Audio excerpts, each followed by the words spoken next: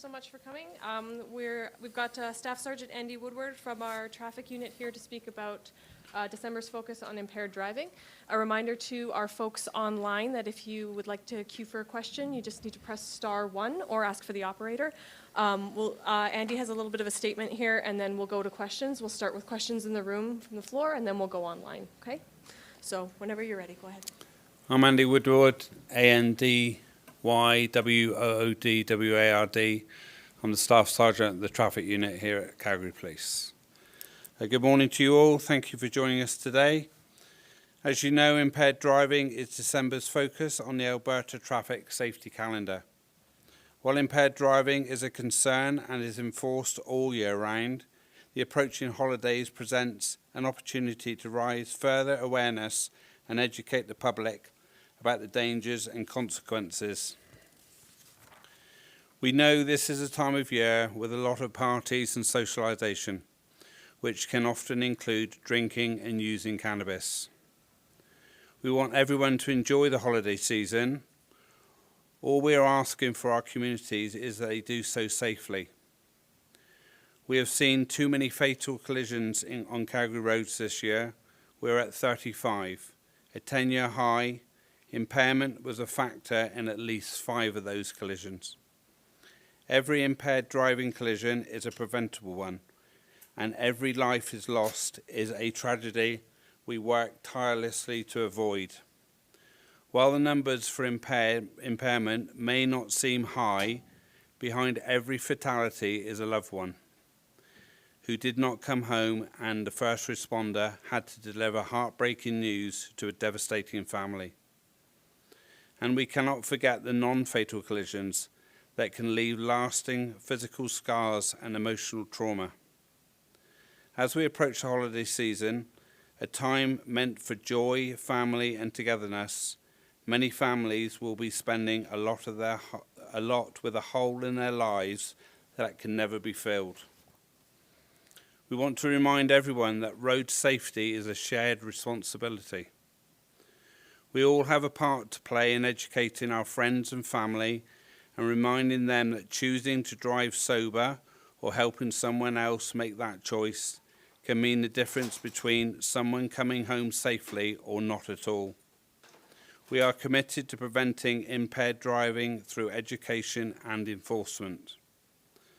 Last year, our officers laid 112 impaired driving charges and issued more than 2,200 immediate roadside sanctions. So far this year, 109 impaired driving charges have been laid and 2,170 immediate roadside sanctions have been issued. Throughout December, we, along with our agency partners, are stepping up to enforcement and education efforts through the Checkstops programme. Calgarians can expect to see us out during the month in different areas of the city and at different times of the day, enforcing impaired driving and educating the public on the importance of sober driving. I hope everyone can enjoy the holiday season to ensure everyone's safety. We want to remind people in our communities that if you are planning to drink or use cannabis, arrange to get home safely. Have a designated driver, call a ride share or taxi, take public transport or find a safe location to spend the night. By taking these simple steps and encouraging our friends and family to do the same, we can keep our roads safe. Thank you. We'll start with questions. Anyone in the room? You're obviously a veteran. Eaten during the day, might not have slept well that night. Alcohol will play a factor into how much, in relation to their driving, they can actually drink. So my recommendation is, if you're going to drive, you don't drink. It's as simple as that. If you have a doubt in your mind that you haven't slept well the night before or you haven't had much to eat that day, don't take that risk and drink any alcohol at all. You guys provided some stats over some recent years, but once again, as a veteran, are you seeing that people maybe overall are kind of getting the message, generally speaking, in Calgary? Have you seen it trending in a positive direction, or unfortunately no? Yeah, no, I think it is trending in a positive direction, but we still want to get that figure down to 0 if we can.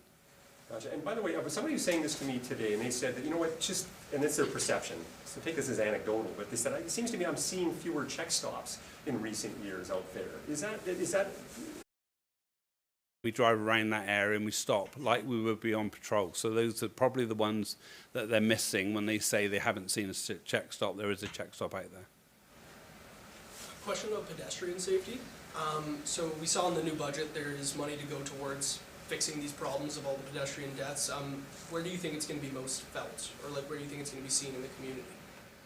So if we go back to pedestrian safety, and we can include impaired driving into that, you know, pedestrians themselves, they don't have to be behind the wheel of a car, but when they step out on a road and they've got no sense of direction because they've had too much to drink, they have to be aware of that.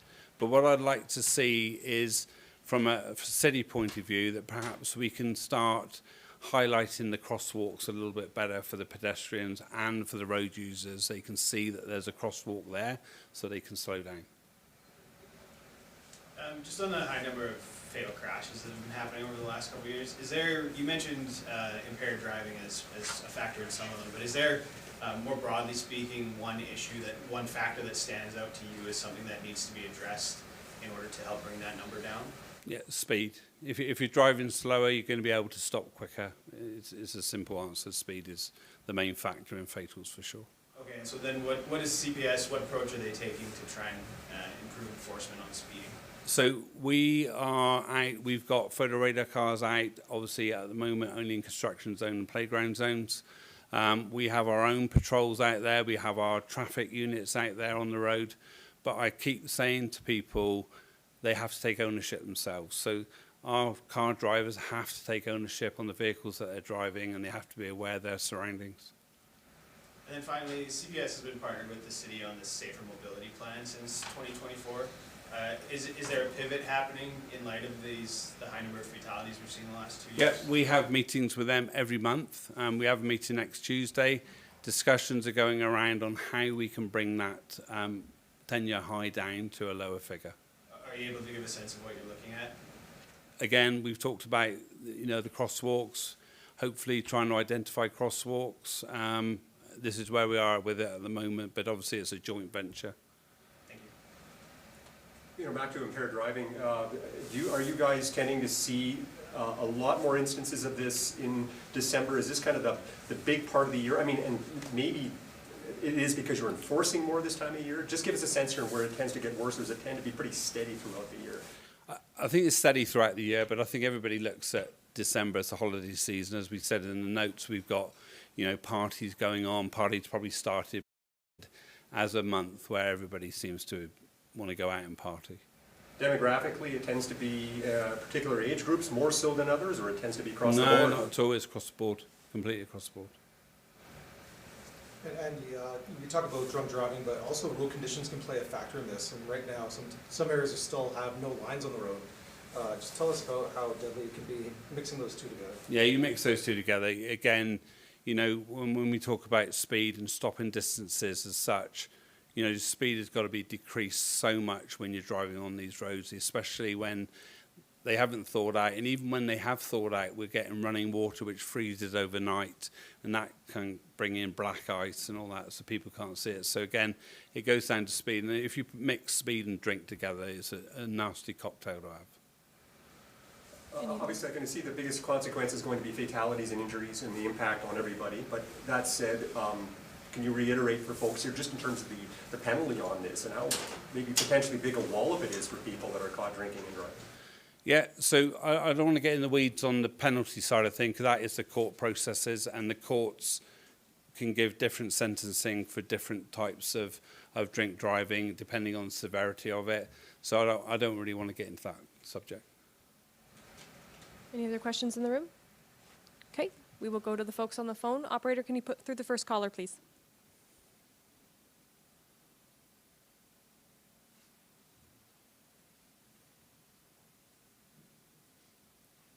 Okay, if you've put through the first caller, we can't hear you, so.